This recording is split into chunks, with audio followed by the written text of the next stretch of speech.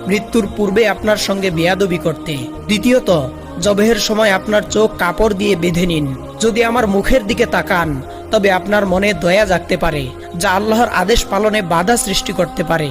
আর আমি চাই না আমার প্রতি দয়ার কারণে আপনি আল্লাহর আদেশ পালন করতে গিয়ে সামান্যতম বিচ্যুত হন।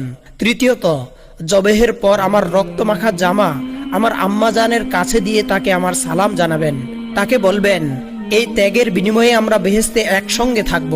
তাকে আরো বলবেন, আল্লাহর আদেশ পালনের জন্য শুকরিয়া আদায় করতে এবং আমার জন্য দুঃখ না করতে। পুত্রের এই কথায় হযরত ইব্রাহিম আলাইহিস সালামের হৃদয় ভরে গেল। তিনি আস্তিনের নিচে লুকানো দড়ি এবং ছুরি বের করলেন। ইসমাইল আলাইহিস সালামের হাত পা বেঁধে, চোখে কাপড় বেঁধে মাটিতে শুইয়ে দিলেন। ছুরি হাতে নিয়ে তিনি প্রস্তুত।